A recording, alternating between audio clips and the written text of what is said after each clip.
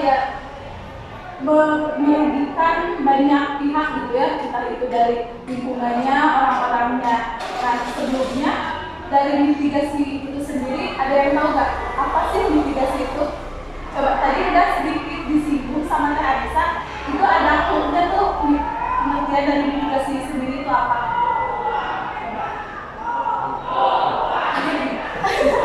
Mitigasi itu apa sih gitu? Tadi udah disinggung sedikit, ada cluenya yang Teh Adisa sebutin.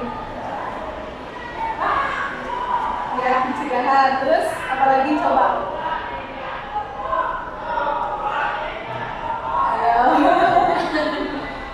Ada cluenya tadi kan disebutin sama Teh Adisa. Pencegahan tadi siapa namanya? Kanisa. Nah, dari Kanisa pencegahan ada dari yang lain nggak? Apa tuh mitigasi? Coba.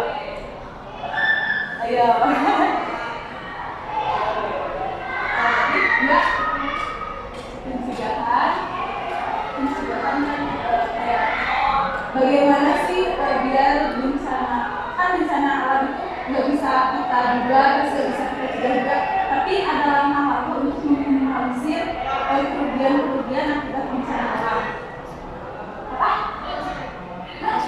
Waspada bisa jadi penanggulangan bisa. Ada lagi?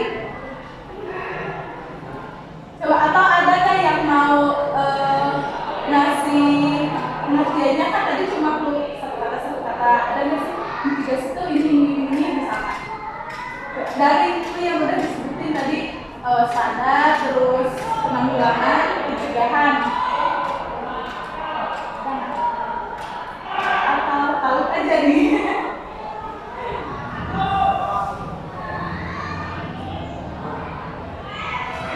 Kalau ini deh. Benar kayak gini pas sama aja.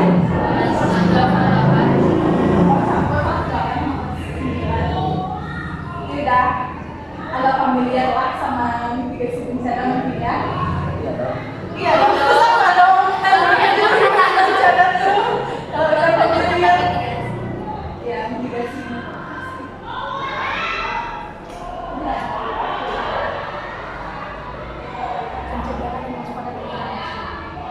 Boleh, ada lagi?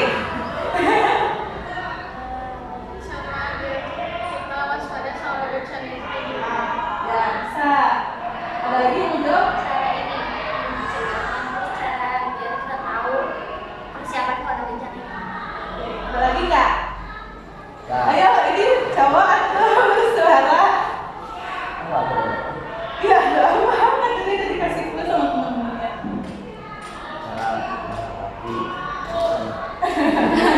Boleh, bisa. Udah, ada lagi? Udah. Ya, jadi mitigasi sendiri itu upaya ya yang memiliki berbagai tujuan. Jadi bisa tadi kayak untuk pencegahan, terus pengenalan resiko apa yang akan terjadi ketika bencana alam terjadi gitu. Nah, berarti apa? Kita udah tahu nih mitigasi itu kan pencegahan. Terus mitigasi bencana itu apa gitu? Kan tadi mitigasinya nih udah. Kalau mitigasi bencananya apa?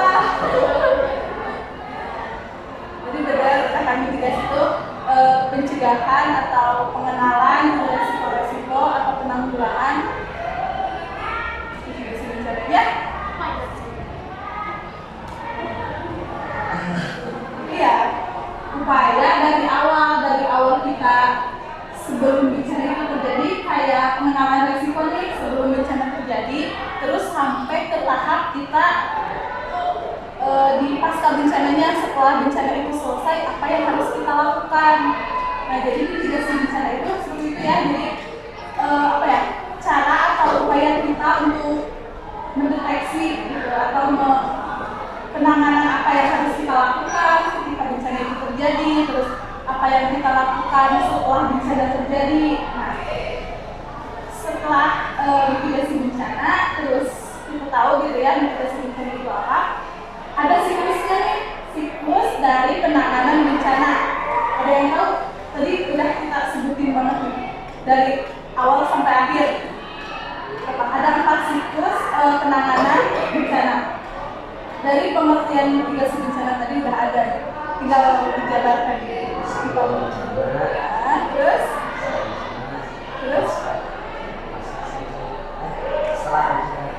nah ya kan itu disebutkan ada 3 ya. Yang pertama benar tadi sebelum kejadian bencananya. Terus yang kedua itu saat bencana itu terjadi. Yang ketiganya ada setelahnya itu kayak hari ini ada bencana. Nah hari ini juga apa yang harus kita lakukan setelah selesai itu ada pasca. Kalau pasca itu kayak jangka panjangnya. Kan pasti kalau apalagi gempa bumi itu bukan bencana yang kecil ya, pasti ada banyak yang dirugikan, terutama orang-orangnya, terus lingkungannya. Nah apa yang harus kita lakukan? Jadi kayak rehabilitasinya orang-orang, terus penanggulangan lingkungan setempat gitu. Nah setelah kita tahu nih siklusnya seperti apa dan seperti yang sudah dibahas Anissa tadi, kita kan mau bahas tentang mitigasi bencana gempa bumi. Nah gempa bumi menurut teman-teman itu apa sih? Pasti udah tahu, mungkin ada sedikit lah pengertian gempa bumi itu apa sih? Apa yang menyebabkan terjadinya gempa bumi? Ya. Terus lagi? Ada lagi nggak?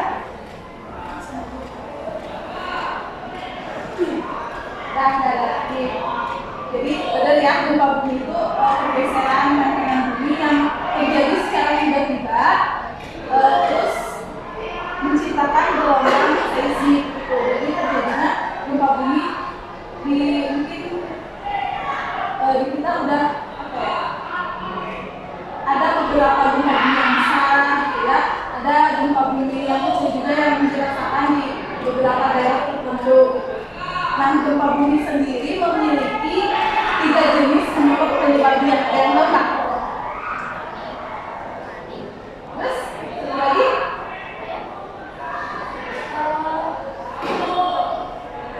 Ada bisa membedain nggak tektonik sama vulkanik itu? Bedanya apa nih? Kenapa bisa disebut gempa bumi tektonik dan gempa bumi vulkanik? Terus kalau tektonik disebabkan oleh geseran nah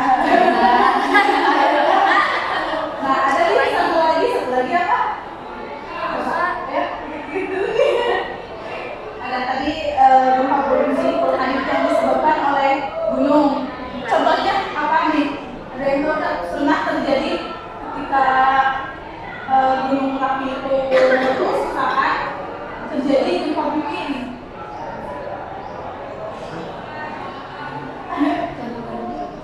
Contoh gunung Merapi yang pernah meletus terus menyebabkan gempa bumi itu Krakatau. Ada lagi nggak? Gunung yang lainnya? Bromo, Krakatau. Terus? Banyak? Ini ada di Bali aja ya. Oke, tadi gempa vulkanik ya, yang disebabkan oleh letusan gunung Merapi. Nah, kalau gempa tektonik pergeseran. Contohnya nih gempa bumi yang terjadi di mana yang akibatnya itu dari geseran lapisan bumi. Palu. Ya, Aceh, Palu kan itu gempa buminya pergeseran tanah bumi, terus ada yang diikuti sama tsunami juga ya kan. Nah satu lagi nih belum terpecahkan apa ya? Iya, lupa nama. Kasih punya apa?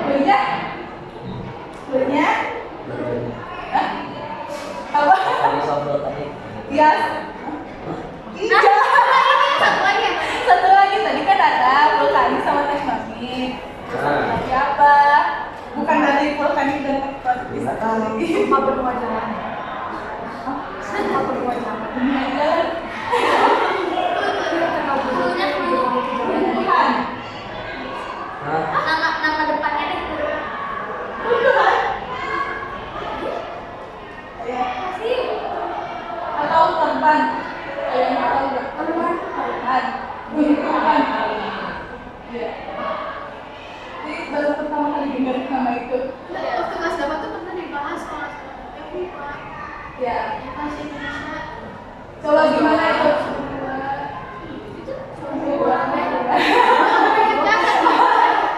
Tapi emangnya gempa bumi yang jenis ketiga ini emang jarang disebutkan gitu. Aku juga baru tahu beberapa hari yang lalu gitu kan. Sama seperti teman-teman semua, kita familiarnya sama gempa bumi tektonik dan vulkanik. Nah, nggak tahu nih ada satu lagi gempa bumi runtuhan atau yang disebut tentang si gempa bumi itu. Mana namanya itu? Iya. Udah dikasih langsung nih namanya. Dan itu cuma terjadi di tempat-tempat yang sempit karena apa ya, kayak itu tuh cuma tanah longsor terus gua yang runtuh kan, mungkin pasti ada gesekan-gesekan gitu ya, jadi itu terjadinya cuma di tempat-tempat sempit. Nah, jadi kan ada siklusnya nih, kita udah tahu gempa bumi itu ada 3 macam. Terus siklusnya kita udah tahu nih apa aja yang 4 tadi. Nah, mungkin siklusnya akan langsung dijelaskan sama Teh Anissa.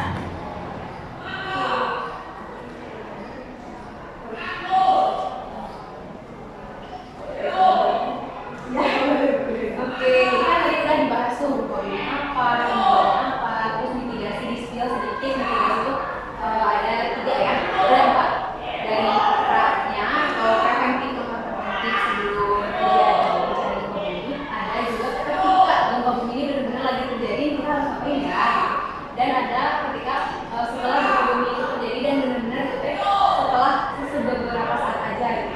Ada juga yang tadi itu langkah pasca yang proses terjadinya gempa bumi itu jangka panjang ya, ada rehabilitasi, pemulihan. Di sini aku mau membahas 3 langkah aja.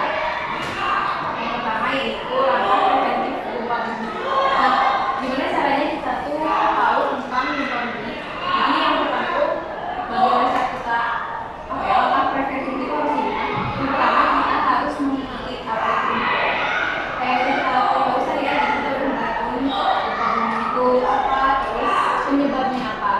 Salah satu penyebab itu karena tadi gesekan lepeng gunung vulkanik ya, gunung mati. Itu karena Indonesia ini berada di ring of fire atau cincin api. Jadi pernah belajar kan? Ya, jadi kenapa Indonesia termasuk di Asia juga ada yang sering banget terjadi gempa bumi dan apa gesekan lepeng itu. Karena kita tuh di bawah sini tuh ada lepeng ring of fire yang memang menyebabkan terjadinya gempa bumi. Lepeng itu sering bergeraknya, aktif ya. Jadi ketika kita udah tahu nih gempa bumi apa, penyebabnya apa, kita pastikan kalau misalnya nih harus apa ya, memperhatikan lingkungan sekitar kita. Jadi kalau misalnya untuk jangka panjangnya kita harus mikirin gimana caranya struktur bangunan itu kuat dari gempa bumi. Apalagi mungkin di masa depan nanti teman-teman insya Allah bakal jadi orang hebat, bakal jadi bangunan. Pasti teman-teman harus bisa merancang mungkin struktur bangunan yang anti gempa itu kayak gimana sih, seperti di Jepang. Ya, di Jepang itu kan sering banget nih terjadi gempa bumi dan tsunami. Tapi mereka tuh sudah punya langkah preventif itu, bangunannya yang ada bangunan anti gempa. Nah, mungkin nanti teman-teman bisa setelah selesai dari sini teman-teman cari bangunan anti gempa itu kayak gimana sih, ya. Nah, terus kalau misalnya udah, kita juga harus memperhatikan letak jalan keluar. Nanti kalau misalnya keluar ada gempa, harus gimana ya? Kita harus diperhatikan misalnya letak pintu itu harus strategis, jangan terlalu jauh gitu ya. Terus lift juga, kalau misalnya kita berada di bangunan yang berlantai banyak kayak di gedung perkotaan itu kan 20 lantai, 30 lantai, itu kan harus ada tangga darurat, jangan cuma beli lift. Biasanya ada sensor ketika terjadi gempa bumi itu mati. Jadi malah kita terjebak di dalam lift. Makanya di setiap bangunan itu harus ada yang namanya tangga darurat. Kayak teman-teman tahu juga mungkin ya, kalau di rumah sakit ada lift, terus ada tangga darurat juga, dan itu salah satu sebagai langkah preventif dari pencegahan bencana gempa bumi. Terus selain itu, kita tuh harus sudah mulai mikirin sebenarnya kalau misalnya ada gempa bumi sembunyi di mana ya? Aku harus larinya kemana ya? Misalnya kalau benar-benar nggak bisa banget keluar, berarti kita harus cari tempat sembunyi yang aman. Terus kalau misalnya kita bisa keluar, kita harus cari rute paling cepat untuk menghindari si reruntuhan gempa bumi ini. Terus kita juga harus mulai belajar mengetahui tentang P3K. Ada yang tahu nggak P3K apa? Iya, betul. Jadi kita tuh harus mulai tahu gimana caranya kalau misalnya ada korban luka misalnya atau yang lain-lain. Kita tuh harus mulai belajar dari sekarang meskipun kita nggak boleh mengharapkan bencana datang ya, tapi kan yang namanya pengetahuan itu harus persiapkan segini mungkin. Terus nih kalau di rumah-rumah juga kita harus mulai memperhatikan kayak lemari sama benda-benda berat itu harus dipastikan benar-benar nempel ya. Kalau misalnya ada jarak kan goyang nih ya, bisa aja tidak ke depan sekali lagi menggunakan untuk menghindari. Jadi dipastikan benda-benda tersebut tuh nempel kayak itu menempel di dinding gitu. Terus dihindari juga si lampu gantung yang ada kan lampu-lampu yang gede banget tuh gantung itu juga sebisa mungkin sebenarnya dihindari karena takutnya jadi lupa tidak kuat menahannya lampunya jatuh. Terus nih meskipun jangan sampai nggak ada gempa bumi, tapi kita harus mulai mematikan kayak air, listrik, sama gas biar jadi meskipun jauh ya dari gempa bumi kita juga harus mulai melakukan itu dari sekarang karena salah satu penyebab dari gempa bumi adalah yaitu bisa aja setelah gempa bumi itu terjadi kebakaran karena kebocoran gas, korsleting listrik. Nah jadi kalau misalnya sekarang mau kalian di sekolah nih pergi dari rumah nanti malam terus lihat chargernya masih nyolok atau enggak, chargernya gimana, terus colokan listrik lainnya lagi. Terus kalau misalnya mau pergi dicek lagi kompornya udah mati apa belum, radiatornya udah mati apa belum. Terus nah ini juga mulai atur benda-benda berat di lantai, jangan sampai ada benda berat yang benar-benar bergantung kayak bilang kan ya lampu gantung yang benar-benar besar di rumah, kecuali struktur bangunan itu sudah dipastikan kuat dan bangunan gempa. Terus mulai harus ada barang-barang yang masih persiapan, harusnya masih di setiap rumah atau di sekolah mungkin harus ada benda-benda ini kayak kotak P3K. Kalau di sekolah ada ya? Ada. Di rumah teman-teman ada nggak? Ada mulai dipersiapkan sih kotak P3K ini minimal yang basic-basic lah ya kayak buat tugas lukas, kayak alkohol, apa namanya perban, obat merah juga yang kayak gitu itu hal-hal basic di sekolah. Terus teman-teman juga harus punya center takutnya nanti tuh misalnya bangunnya lagi itu jadi malam hari kan pasti biasanya listrik padam kayak memang terjadi beberapa waktu lalu ada di kampung listriknya dipadamkan karena untuk meminimalisir terjadinya korsleting listrik biar tidak terjadi kebakaran atau bencana yang lebih luas lagi dari kampung tadinya. Jadi harus menyediakan senter atau lampu yang pakai baterai itu loh. Ada HP. Ya, ada HP bisa gitu ya. Kalau misalnya HP-nya lowbat kan, dia harus dipersiapkan semaksimal mungkin. Terus, kan tadi itu preventif ya, langkah-langkah sebelum terjadi gempa bumi. Yang ini saat gempa bumi terjadi, apa sih yang harus dilakukan? Ada yang tahu nggak? Pernah belajar mungkin? Kalau belajar, terus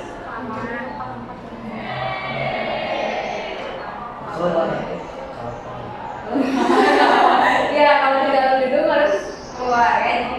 Kalau misalnya teman-teman lagi di dalam ruangan, hal yang pertama yang bisa dilakukan adalah cari jalan keluar cepat mungkin, harus keluar dan menghindari bangunan-bangunan yang sekiranya tinggi dan kalau ini udah roboh deh. Jadi kita benar-benar ke lapangan, harus keluar ke lapangan cari tempat yang lapang yang jauh dari bangunan.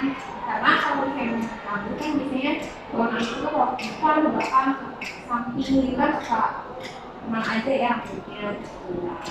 Kalau misalnya benar-benar nggak bisa untuk keluar ruangan karena susah gitu ya aksesnya nggak bisa, terus terlalu banyak orang sedangkan gempanya terus bisa berlangsung, lindungi badan sama alat menentukan salah satunya masuk ke kolom meja.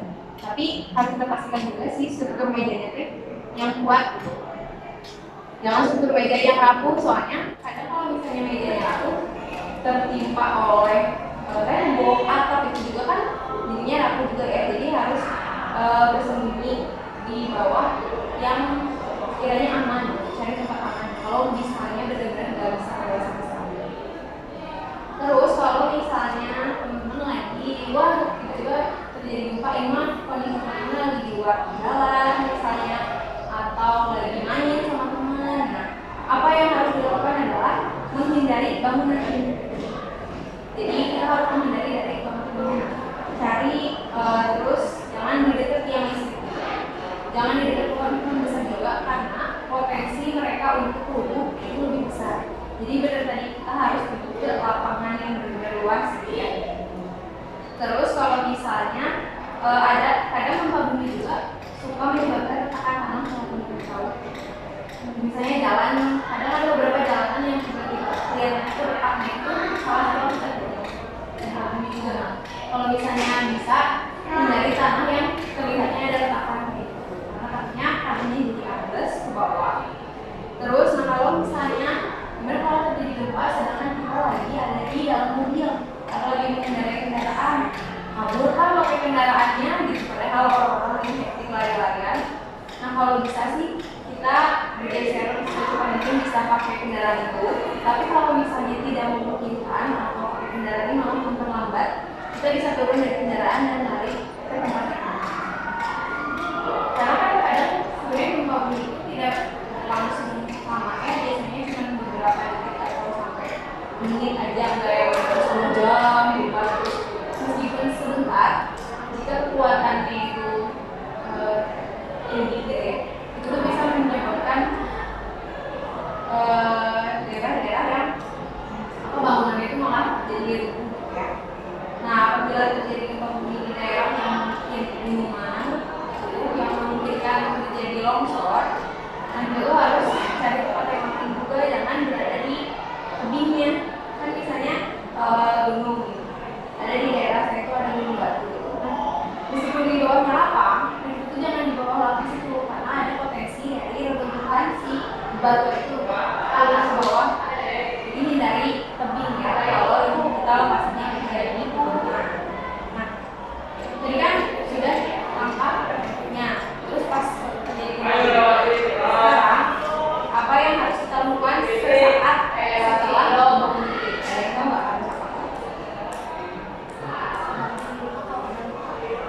Berarti luka, kalau ada luka betul, apalagi?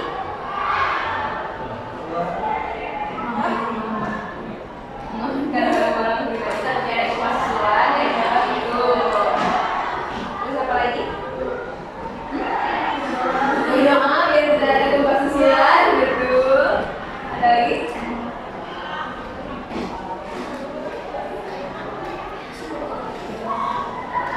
Kalau ada kawan, Betul. Nah, kalau ada bagus, saya posisi karena beberapa kali gempa bumi itu ada yang menyebabkan jelas pergerakan lempengan itu berada di tempat berada di bawah laut. Karena kan kalau misalnya waktu belajar gempa bumi pernah dilihatin video yang baru sore. Nah, ya jadi pas lempengan geser, si air laut masuk ya. Terus lempengannya balik lagi ke tempat semula, air lautnya naik dengan cepat dan terjadi tsunami. Makanya kita harus cari tempat. Nah, ada beberapa hal yang bisa kita lakukan nih teman-teman kalau misalnya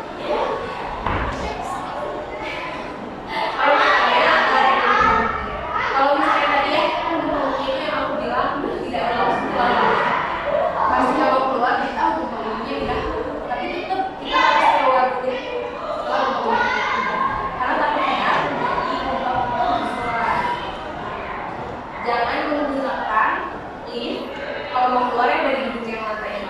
Jangan menggunakan lift atau eskalator karena kemungkinan mereka mati tuh, ada kemungkinan mereka tuh mati. Jadi kalau misalnya lift mati, kan bahaya juga ya buat kita, takutnya terjadi gempa susulan dan lain sebagainya. Jadi gunakan tangga darurat sebisa mungkin. Aku juga pernah dengar nih cerita waktu terjadi gempa di Banten kalau nggak salah. Mereka tuh kan jalan kerasa banget deh gempanya. Ada yang kerja di lantai 12, lantai 20, mereka turun ke bawah pakai tangga darurat karena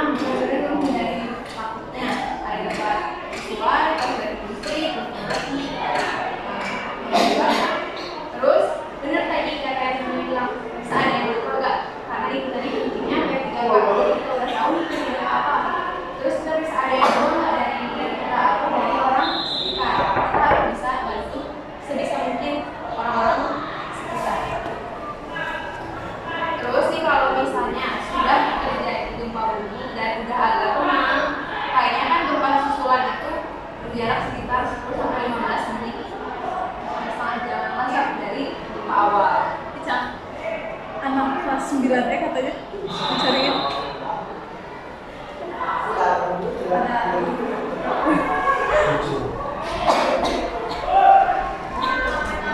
Nggak apa-apa melakukannya.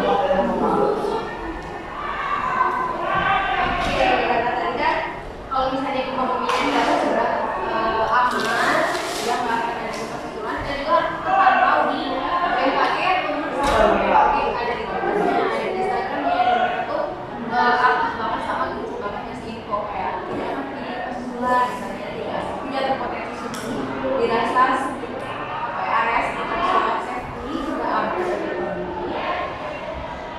Kita belum mulai bisa masuk ke itu, bisa ada kelemahan nggak ya? Jadi ada persen api yang ditimbulkan dari listrik. Nah itu. Terus misalnya ada kebocoran listrik, ya nggak sih guru yang bilang atau ketika sesuatu kita harus cek nggak ada nih kebocoran ini. Terus kita juga harus bisa sih sampai tadi kebakaran itu disebabkan oleh api yang dari kompor dari listrik juga kita harus bisa listriknya. Artinya ada korsleting listrik atau bukan korsleting yang bisa menyebabkan kebakaran misal ini. Terus kita juga harus meriksa aliran sama pipa air, artinya ada kebocoran pipa yang diakibatkan oleh pergerakan gerak-gerak tanah. Terus periksa dan apabila ada hal yang membahayakan ya kayak tadi misalnya ternyata setelah terpani ada kebocoran gas dari gas misalnya atau listriknya kayak ada percikan-percikan api dari listrik langsung aja hubungin pemadam kebakaran. Nah jadi itulah kita yang harus punya nomor-nomor penting kayak pemadam kebakaran, terus rescue juga, ambulan, termasuk mungkin nomor dari polisi ya, takutnya nanti kita bisa minta bantuan ke orang yang berguna ketika terjadi hal-hal yang berbeda. Terus meskipun gempa buminya udah selesai, kita juga harus yang tadi aku bilang pantau terus informasi mau itu di televisi, kalau misalnya masih memungkinkan kita menghubungi, kalau misalnya enggak kita pakai radio atau pantau dari sosial media tentang status si gempa bumi ini bahwa gempa bumi ini bakal ada susulan apa enggak ya, jadi katanya lagi punya langkah atau misalnya jadinya tsunami tadi mungkin misalnya patah ya harusnya kalau ada potensi tsunami berarti kita mulai mempersiapkan diri lari ke tempat yang lebih aman, termasuk mungkin apa ya, membawa barang-barang berharga. Terus yang salah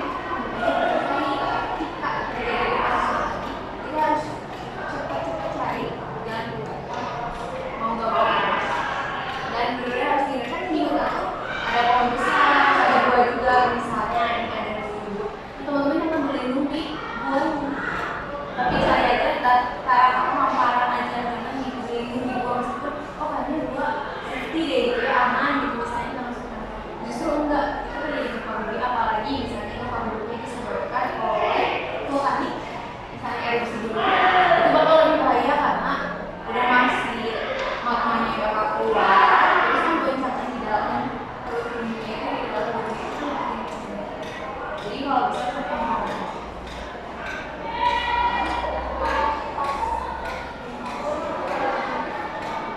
Nah itu sih yang salah satu banyak kejadian kecelakaan. Salah satunya adalah bagaimana berdoa kepada Allah gitu Pak. Jadi emang karena itu kan situasi yang sulit banget ya. Tapi kalau bisa kita harus benar-benar sampai ke lift ke lantai yang paling dekat. Kayak kita ini lantai 20, tapi dia tuh benar-benar lagi di tengah-tengah gedung. Nah itu berarti kita harus ke lantai yang paling bawah 20 misalnya. Keluar nih dari lantai 19, tapi tetap dari lantai 19 ini kita harus pakai tangga dari atas. Sebelum liftnya benar-benar aman. Atau Kita masih dipencet, masih hidup. ya harus minta pertolongan kalau misalnya Tutup. Misal mau sepeda nih, tutup semua. Masih hidup. biasanya terjebak ya, terjebak misalnya di runtuhan gitu ya.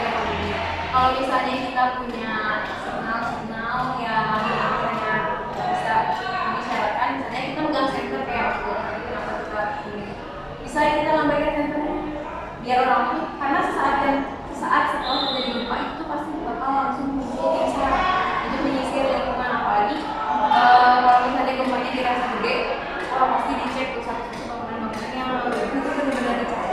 Dan kalau bisa tuh kita teriak sekolah mungkin biar kedengeran sama orang. Kalau bisa sih tetap kasih signal.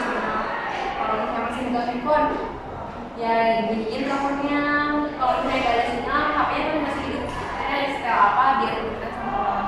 Gimana caranya kita tuh linotis aja. Kalau lagi bisa gimana? Ya itu dari saat gempa. saat gempa itu gimana? Ya itu PR banget dari orang-orang sekitarnya berarti.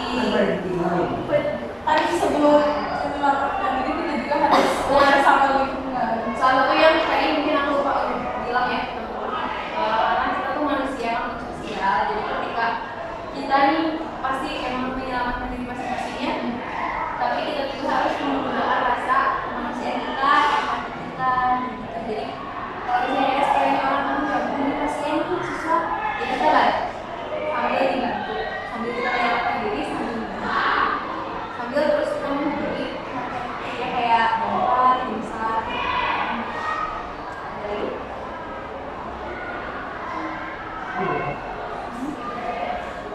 Ya, sepertinya ada yang masih mau ditanya lagi karena kita ada Ini ada contoh situasi dari tadi kan mungkin cuma pemaparan biar lebih jelasnya apa yang harus kita lakukan gitu. ada videonya. Tapi teman-teman pernah ngalamin nggak situasi ketika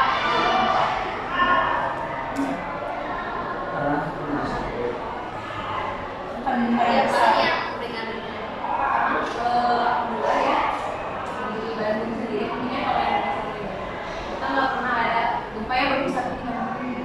Dan jangan sampai biasanya terjadi gempa tuh dari wilayah lain. Apa sih kalau bahasa Sunda itu jadinya malah gempa kecil karena efek dari gempa besar dari sini. Biasanya sih kadang kalau lagi jalan dari gempa suka nggak terasa ya, kalau lagi duduk lagi jalan. Terus juga kemungkinan sih kita merasakannya hanya gempa tektonik aja, misalnya kalau di daerah Bandung Kabupaten sama Bandung Kota, karena kita cukup jauh dari gunung berapi. Dan biasanya kalau gunung berapi itu gempa vulkanik itu nggak terasa sama semua wilayahnya, tapi cuma yang di sekitar lereng gunungnya biasanya rasanya. Karena apa ya, jadi si bebatuannya kan keluar nih dari perut gunung, nah ini kan gini.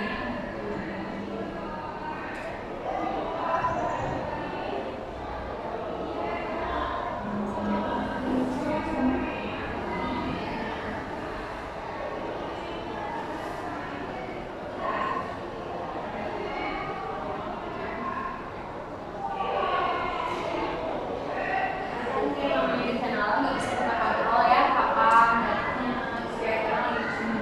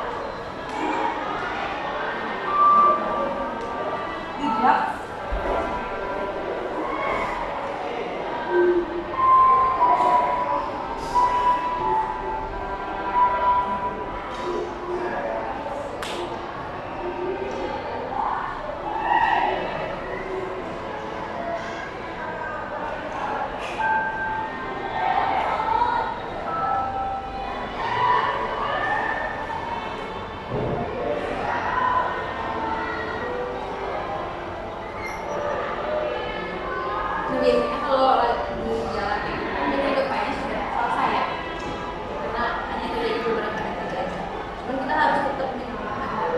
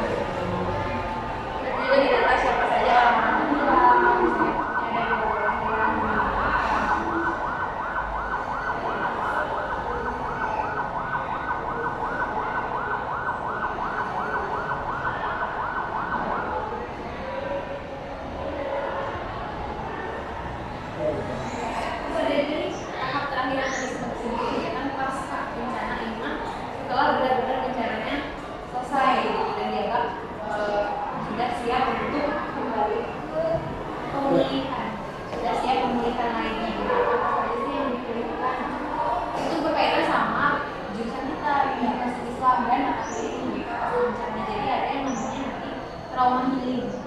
Jadi ada pemulihan, penyembuhan, kebaikan, dan rehabilitasi.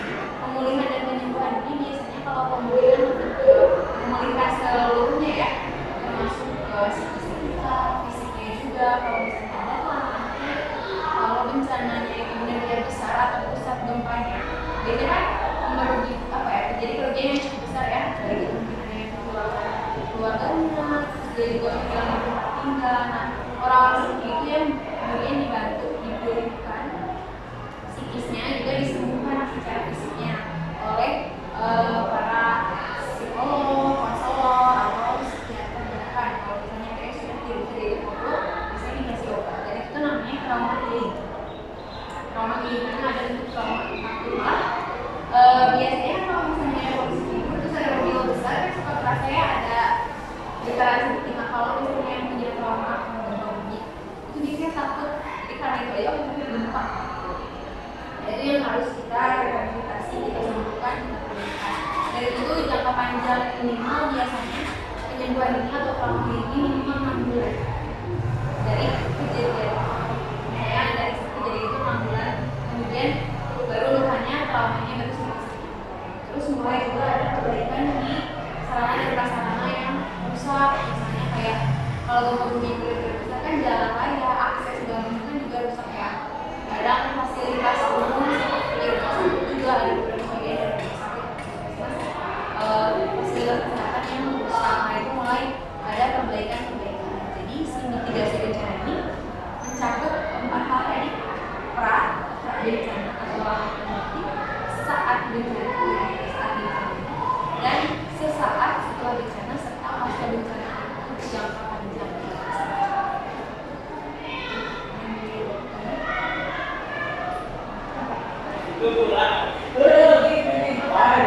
Ada beberapa tahap yang bisa kita lakukan untuk meminimalisir kerugian-kerugian, entah itu lingkungan atau bahkan kerugian diri kita sendiri, kayak tadi trauma gitu kan. Pasti orang-orang dari kayak pasti perlu langsung ke lapangan dan membantu orang-orang yang mungkin korban dari bencana tersebut gitu.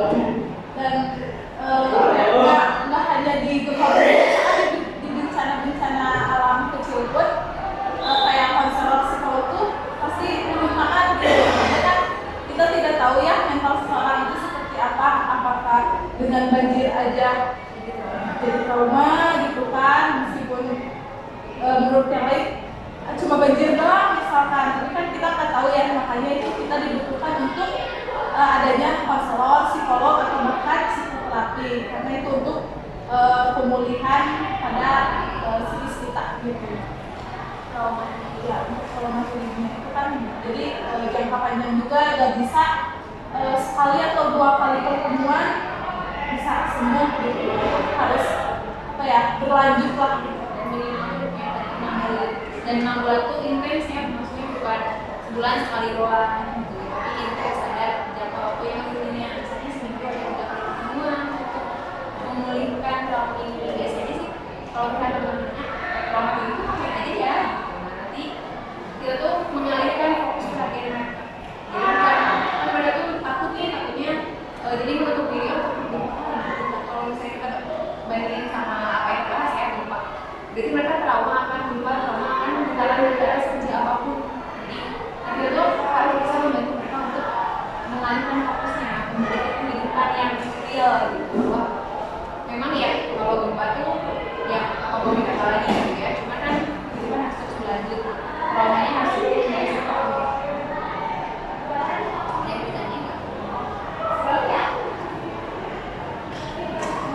Terkait ininya apa? Aplikasinya yang mungkin yang bersinggungan sama jurusan kita gitu. Misalnya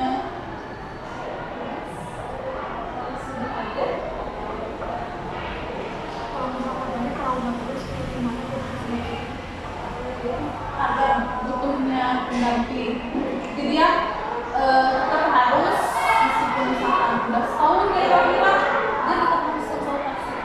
Karena bagaimanapun ya trauma itu harus dihilangkan untuk dia bisa melanjutkan hidupnya dia fokus ke saat gempa itu